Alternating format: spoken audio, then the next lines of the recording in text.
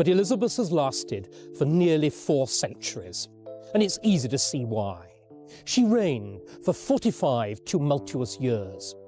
Her ships defeated the Spanish Armada and sailed around the globe. Scientists finally cracked open Queen Elizabeth I's DNA, and what they found will haunt you. The most powerful woman in history was hiding something absolutely terrifying beneath her skin. For 400 years, her death remained a mystery, until now. What killed the legendary Virgin Queen wasn't poison or assassination. It was something far more sinister, something she did to herself every single day. After years of meticulous research and detective work, scientists believe they have identified the only surviving piece of clothing that once belonged to Queen Elizabeth I. In her time, Shakespeare wrote plays and Spencer wrote poems.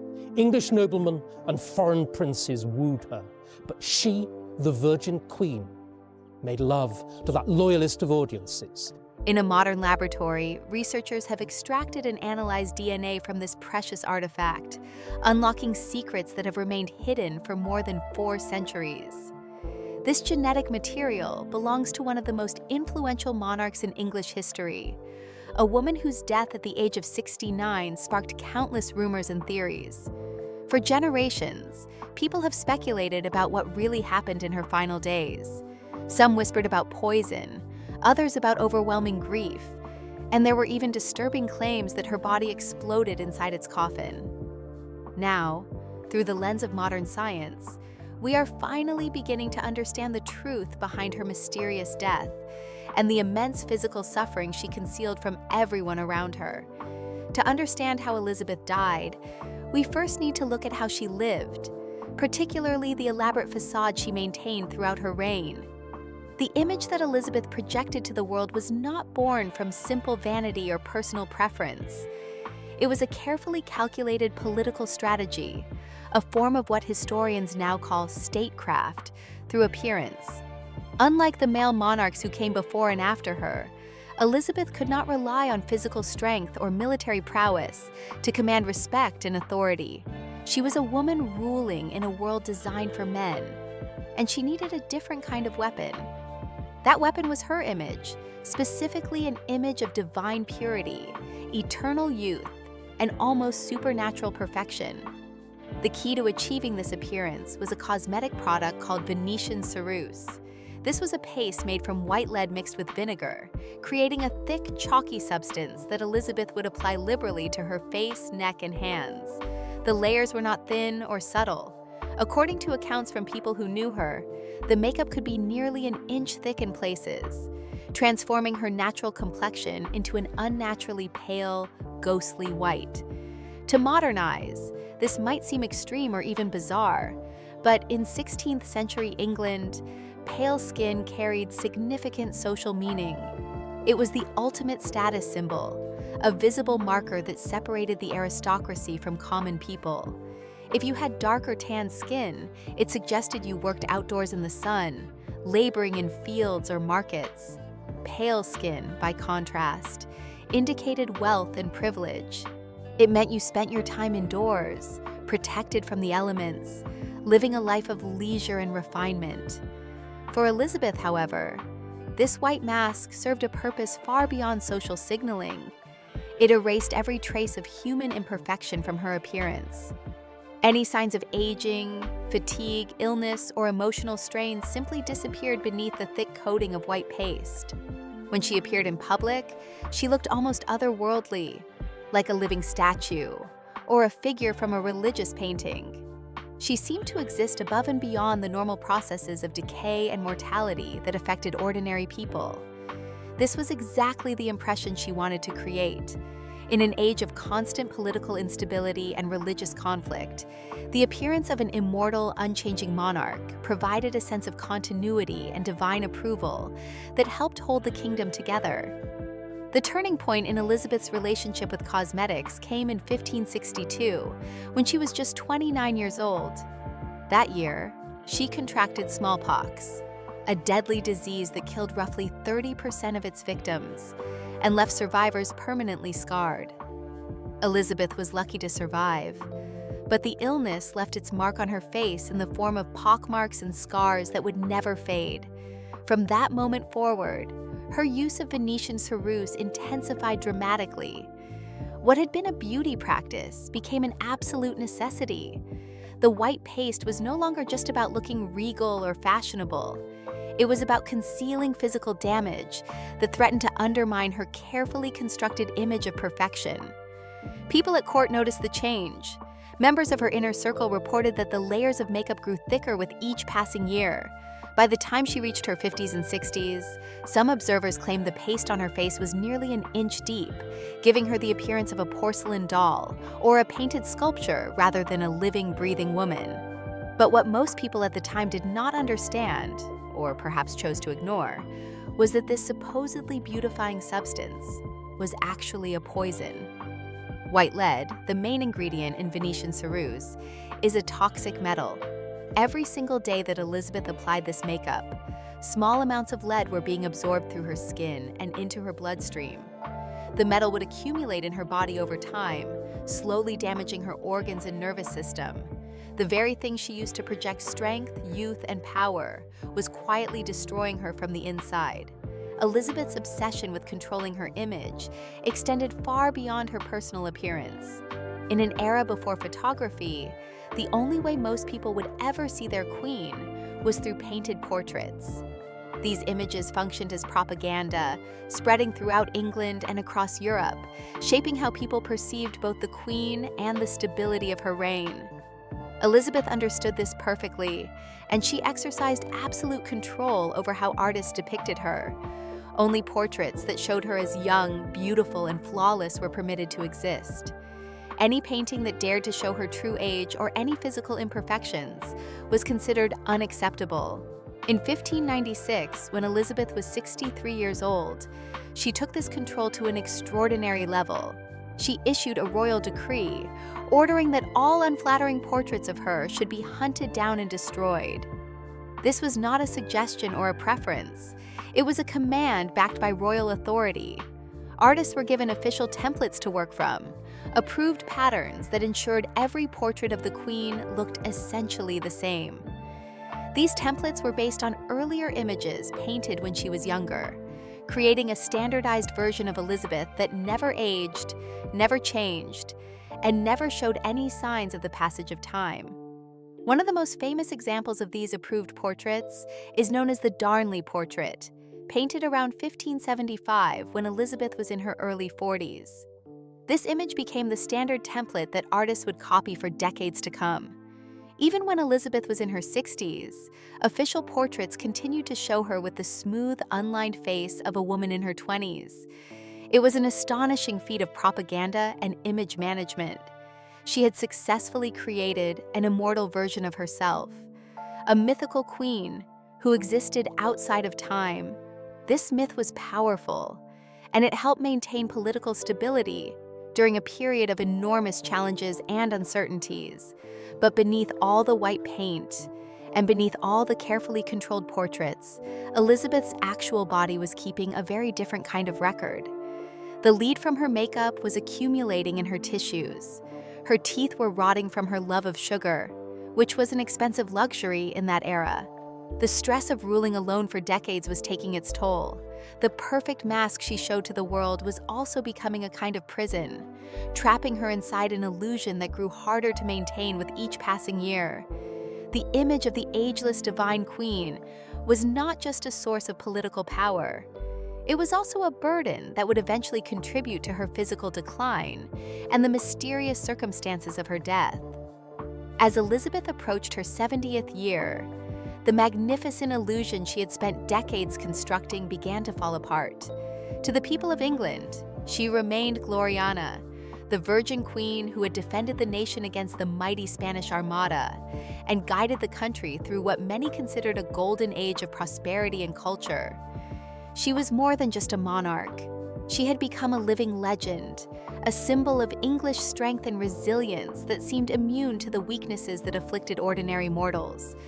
But what the public did not see, what happened behind the thick walls of her various palaces, told a very different story. The queen was disappearing, bit by bit, day by day. She was becoming physically frail, mentally exhausted, and haunted by a deep sense of loss that no amount of political power or royal privilege could ease. The world that Elizabeth had known and relied upon for so long had fundamentally changed. Most significantly, the people she had trusted and depended on were gone. These were not just political allies or useful advisors. They were friends, companions, and in some cases, the closest thing to family that Elizabeth had ever known.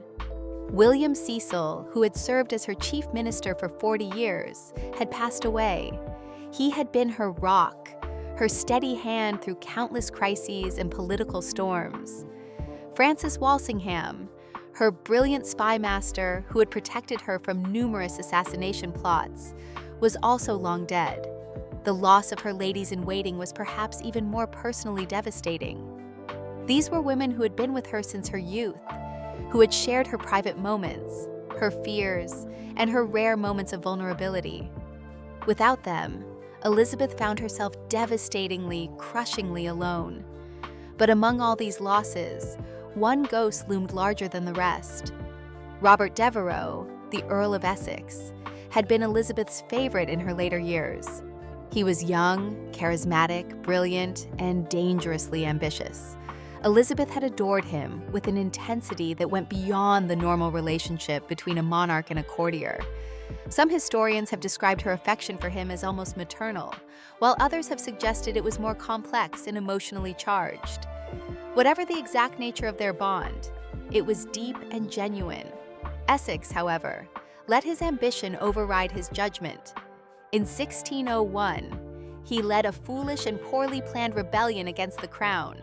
It was a spectacular failure, and it put Elizabeth in an impossible position. As a queen, Elizabeth had no choice but to respond with the full force of royal authority. Essex was arrested, tried for treason, and sentenced to death. Elizabeth had to sign his death warrant. It was an act of state, a necessary assertion of royal power that sent a clear message about the consequences of rebellion. But for Elizabeth the woman, not the queen, it was something far more painful. It was a wound that cut deeper than any political setback or military defeat.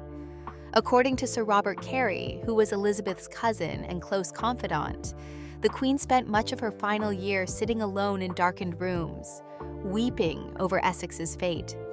She was also heard muttering about her regret over the execution of Mary, Queen of Scots, her own cousin, an event that had taken place nearly 20 years earlier in 1587.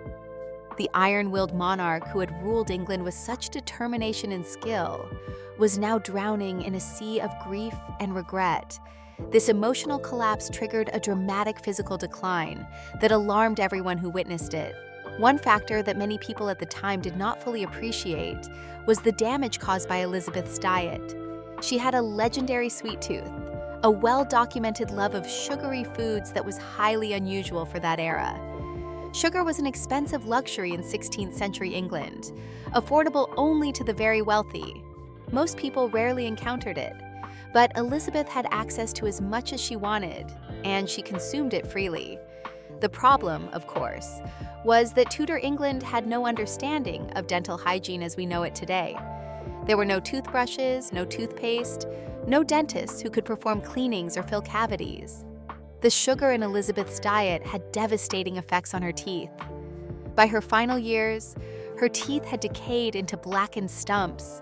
Painful abscesses formed in her gums, pockets of infection that caused constant agony. Every time she tried to eat, every time she spoke, she would have experienced sharp, stabbing pain. Without modern antibiotics, these infections had nowhere to go. They could only get worse, spreading deeper into her jaw and potentially into her bloodstream. Her glands became swollen and inflamed, likely a response to the ongoing infections in her mouth. Her hair, which had once been one of her most celebrated features, had thinned so dramatically that she was completely dependent on wigs to maintain any semblance of her former appearance. And then there was the poison that had been accumulating in her body for decades. The Venetian ceruse she had applied to her face every single day since the smallpox outbreak of 1562 contained dangerously high levels of lead. By this point, after more than 40 years of daily exposure, the effects of chronic lead poisoning were becoming impossible to ignore. Her skin had taken on a grayish, unhealthy appearance. Sores and lesions erupted on various parts of her body. She was in a state of constant, grinding fatigue that made even simple tasks feel overwhelming. Lead poisoning affects multiple systems in the body simultaneously. It damages the nervous system, causing tremors, memory problems, and difficulty concentrating. It affects the digestive system, leading to constipation and abdominal pain. It impacts the cardiovascular system, potentially causing high blood pressure and heart problems. All of these symptoms would have been present in Elizabeth's final months, compounding her suffering. Her behavior during this period became increasingly alarming to the people around her. The Queen, who had once been famous for her quick wit, her sharp intelligence, and her engaging conversation, fell into long periods of profound silence. Sometimes she would go for days without speaking to anyone, simply sitting motionless and staring into space. She rejected her doctors, angrily waving away their attempts to examine her or provide treatment.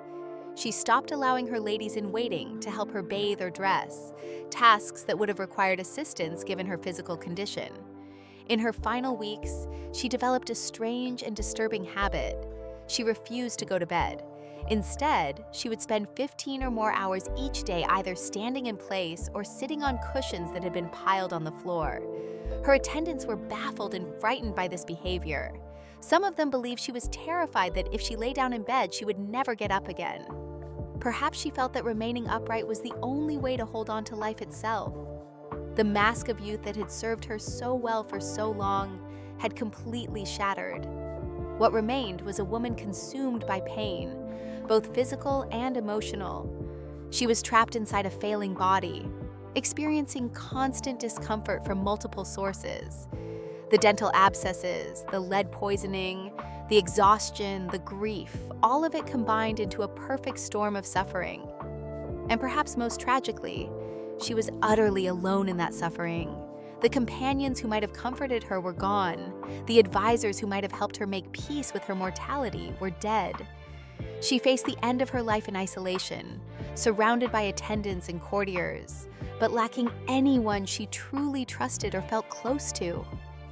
The Queen was fading, and her body was sending increasingly terrifying signals that something was profoundly wrong. The woman who had once seemed immortal, who had presented herself as above the normal processes of aging and decay, was being forced to confront her own mortality in the most brutal and undeniable way possible. The carefully constructed image was gone. What remained was simply a human being in pain, approaching the end of a long and extraordinary life. In the cold, damp days of March 1603, Richmond Palace became a place of hushed whispers and fearful glances. Queen Elizabeth I, who had been the immovable center of the English world for 45 years, was clearly in her final decline. Yet even in this weakened state, her terrifying willpower remained intact. She refused to name a successor to the throne, refused to acknowledge that her death was approaching, and in doing so, she held her entire court hostage to her silence. Everyone knew what was coming, but no one dared speak of it openly. The atmosphere in the palace was tense and uncertain, with courtiers and attendants waiting anxiously for what seemed inevitable. On March 24, 1603, at around 2 o'clock in the morning, the end finally came. Queen Elizabeth passed away, but not in the dramatic fashion that might have been expected from such a legendary figure. There was no final command issued to her advisors, no poignant last words to be recorded for history, no deathbed speech about the future of England. Instead, she died in a profound and unsettling silence that seemed to mirror the isolation of her final months. The official cause of her death was never recorded, and this was not an accident or an oversight. In one of her last acts of control, Elizabeth had strictly forbidden anyone from performing a post-mortem examination on her body. Her corpse was to remain untouched, uninspected, and unexplained. Her body, like so many aspects of her life, would remain a mystery. The news of Elizabeth's death rippled through the kingdom like a shockwave. The reaction was not just grief or sadness. For many people, it was genuine disbelief. An entire generation of English citizens had never known another monarch. Elizabeth had been queen for so long that she had become synonymous with England itself. She was not just the ruler, she was the nation personified. Her death marked the end of the Tudor dynasty, a royal family that had defined England for over a century, from Henry VII's victory at Bosworth Field in 1485 through to this moment in 1603. It was the closing of a chapter in English history that felt monumental and irreversible. The transition of power, thankfully, proceeded smoothly despite Elizabeth's refusal to name her successor during her lifetime. James VI of Scotland, the son of Mary Queen of Scots, Elizabeth's old rival and cousin, whom she had executed years earlier, was quickly proclaimed King James I of England. This was a significant moment, as it united the crowns of England and Scotland for the first time, though the two countries would remain separate kingdoms for another century.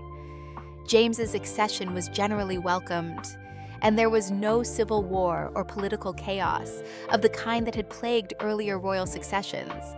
But even as this new era began, even as people adjusted to the idea of a king rather than a queen, the strange circumstances surrounding Elizabeth's death fueled intense speculation. The void left by Elizabeth's passing was quickly filled with dark rumors and conspiracy theories. Without an official explanation for how she died, people created their own explanations, some based on fragments of truth, and others born entirely from imagination and political motives. One of the most shocking and persistent stories came from an unexpected source, one of Elizabeth's own ladies-in-waiting. This woman, named Elizabeth Southwell, made a claim that seemed almost too grotesque to be true. Southwell, who later converted to Catholicism and left England, stated that several weeks after the Queen had been entombed in Westminster Abbey, something horrifying happened inside the vault. According to her account, Elizabeth's body, bloated with what she called foul humors, burst open inside its lead-lined coffin. The explosion was supposedly so violent that it released a noxious vapor that spread through the church, creating a terrible smell that people could detect even outside the tomb. For centuries, historians dismissed this story as Catholic propaganda. Southwell's conversion to Catholicism made her testimony suspect in the eyes of Protestant England. The story seemed designed to tarnish the legacy of the great Protestant queen, to suggest that even in death, there was something rotten and corrupt about her. It was treated as nothing more than a malicious rumor, the kind of spiteful tale that enemies of the crown might spread to undermine Elizabeth's memory. But here is something that many people find surprising. Modern science has a name for the phenomenon that Southwell described. It is called exploding casket syndrome, and it is a rare but entirely real event. When a body decomposes inside a sealed coffin, the natural process of decay produces gases. If these gases cannot escape, they build up pressure inside the container. In some cases, this pressure can become so intense that it causes the coffin to rupture or even explode. The phenomenon has been documented in modern times, particularly in cases where bodies are sealed in airtight containers soon after death. This means that Southwell's story, as gruesome as it sounds, might have been more than just a malicious fabrication. It could have been an accurate description of something that actually happened. Another disturbing detail from Elizabeth's final days concerns her coronation ring, a piece of jewelry loaded with symbolic meaning. She had worn this ring continuously for 45 years as a physical symbol of her marriage to her kingdom. It represented her vow to remain unmarried and to dedicate herself entirely to England. As her health failed in those last weeks, her body began to swell, likely due to fluid retention caused by organ failure. The ring, which had fit comfortably for decades, began to cut deep into the flesh of her finger. The swelling was so severe that the ring became completely embedded in her skin, impossible to remove by normal means. Her doctors were eventually forced to file the ring off her finger, using tools to cut through the metal. This was an act that deeply distressed the dying queen, as the ring had been such a powerful symbol of her identity and her commitment to her role. The fact that her body had swollen to this degree points to severe circulatory problems and likely indicates that multiple organs were beginning to fail. But without an autopsy, all anyone could do was observe and speculate. The theories about what killed Elizabeth multiplied in the absence of concrete information. Some people whispered that she had been poisoned by political rivals who were eager to see James on the throne. Others believed that she had simply given up on life, that she had stopped eating and drinking as a way to hasten her own end and escape her suffering. Some thought the lead poisoning from her makeup had finally caught up with her. Others pointed to the dental infections as the likely culprit. Still others wondered if it was simply the accumulated weight of age, stress, and grief that had finally overwhelmed her system. Each theory had some evidence to support it, but none could be proven definitively.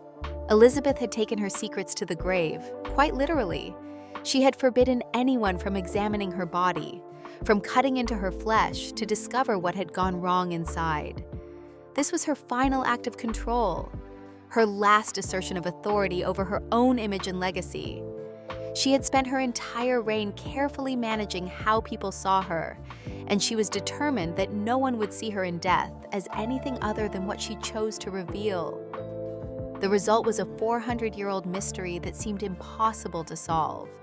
Without access to her body, without the ability to perform the kind of detailed medical examination that might have answered these questions, historians and medical experts could only review the written accounts, look at the portraits, and make educated guesses based on incomplete information. For 4 centuries, the truth about Elizabeth's death remained locked away, hidden behind the walls of her tomb in Westminster Abbey, and protected by her own explicit wishes. The legend of the Virgin Queen continued to grow, but the human reality of her suffering and death remained obscure. Nobody had the tools or the technology to penetrate the mystery she had left behind.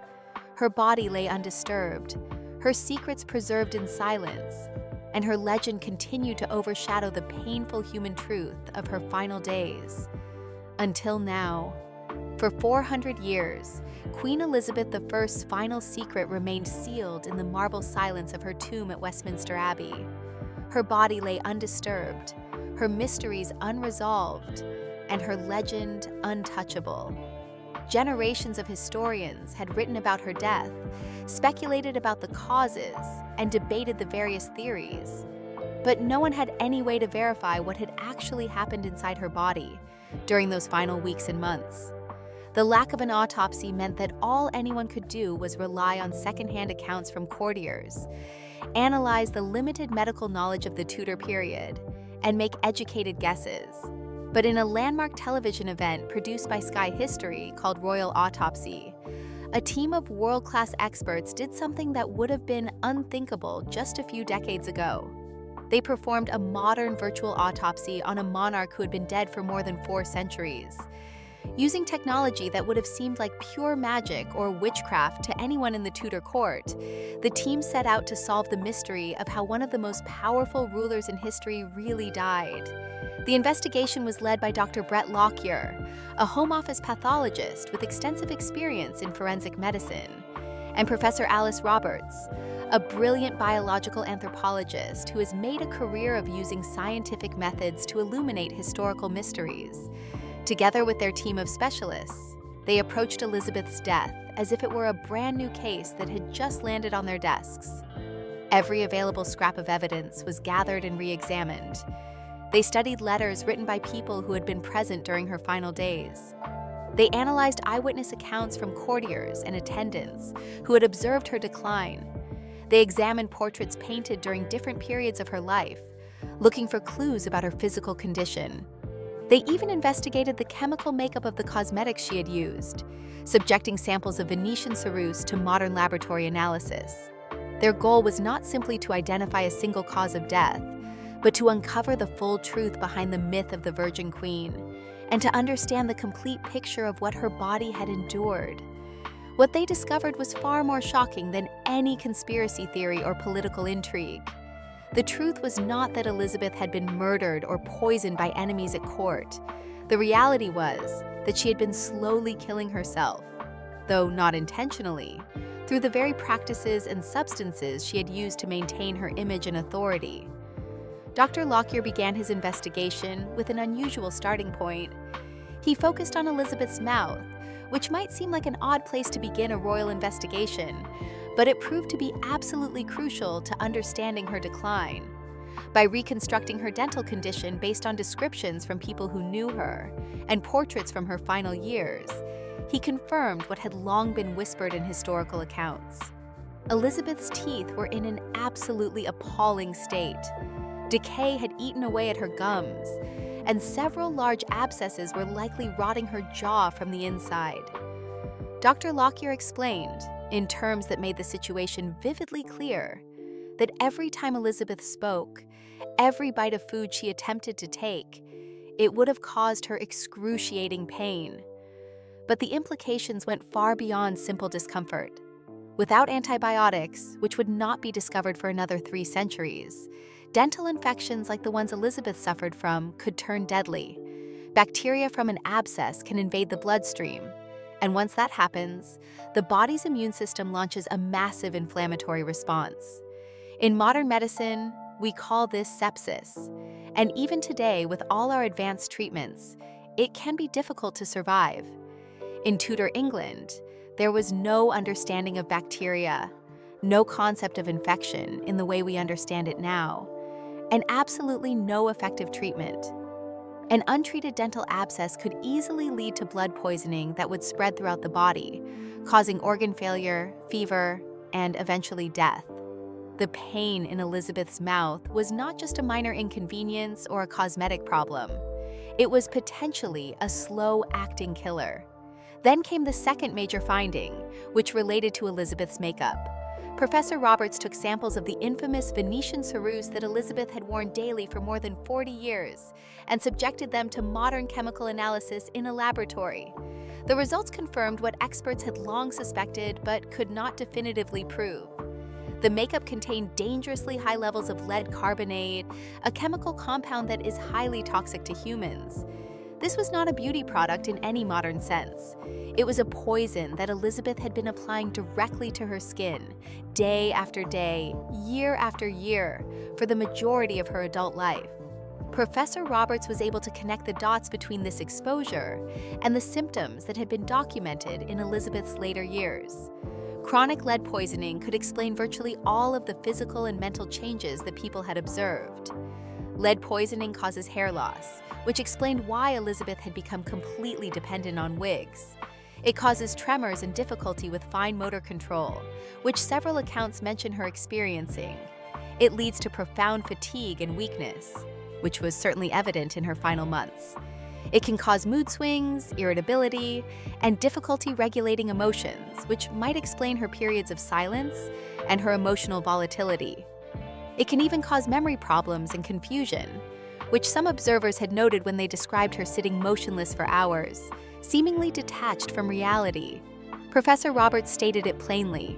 The very substance that had made Elizabeth iconic, that had created her distinctive appearance and helped maintain her image as an ageless queen, was simultaneously destroying her from within.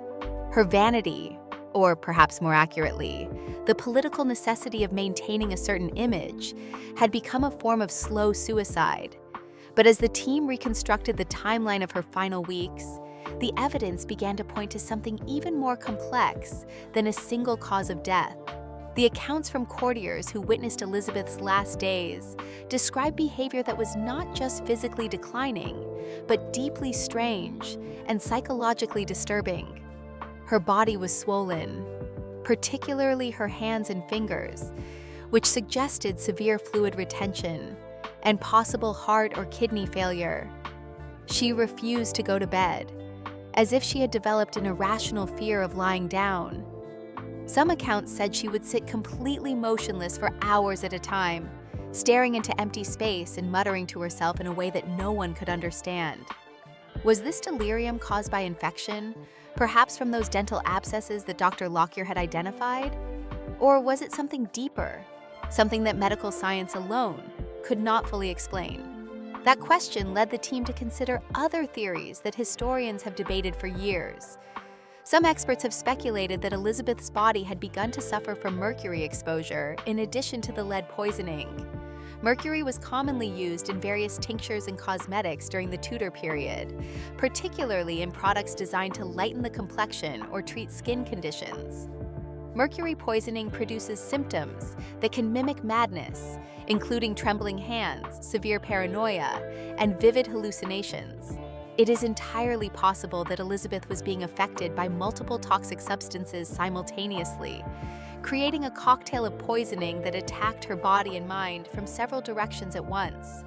Other medical experts have pointed to the possibility of a rare autoimmune condition, such as lupus, which could have caused the rashes and chronic fatigue that her attendants recorded. Lupus can also cause joint pain, which might explain why Elizabeth found it difficult to move in her final weeks. Still, other researchers have suggested that she might have suffered from slow thyroid failure, a condition that can be worsened by years of chronic stress, poor nutrition, and severe insomnia. A failing thyroid would have caused weight gain, fluid retention, extreme fatigue, depression, and cognitive difficulties, all of which match descriptions of Elizabeth's final state. And then there were the darker theories, the ones that the royal autopsy investigation acknowledged but did not fully endorse. Some conspiracy theorists have claimed that Elizabeth was the victim of a courtly cover-up, that her lead poisoning was not accidental but deliberate. According to this theory, in her final years, Elizabeth was increasingly isolated and surrounded by younger courtiers and ambitious nobles who had their own reasons for wanting James on the throne. Could someone have been adding extra lead to her cosmetics, accelerating her decline? The evidence for such a claim is thin at best, but the mere fact that people continue to discuss it shows how much mystery still surrounds her death. What the scientific investigation ultimately revealed was not a simple answer, but a complex picture of accumulated damage. Elizabeth died from a combination of factors, each one contributing to her final collapse. The dental abscesses were pumping infection into her bloodstream. The lead poisoning had damaged her nervous system and possibly her organs. The stress of ruling alone for decades had taken a psychological and physical toll. The grief over lost companions and the guilt over executions she had ordered weighed heavily on her mind. All of these factors combined to create a perfect storm of decline that her aging body simply could not survive. The legend of Queen Elizabeth I will certainly live forever in history books and popular imagination. But now, thanks to modern forensic science, we finally understand the devastating human cost behind that legend. We know that the image she projected, the mask of eternal youth and divine perfection, came at an enormous price paid in physical suffering and slow poisoning. The strength that made her one of history's greatest monarchs was also, in a very real sense, her greatest weakness, because it required her to maintain an illusion that was literally toxic.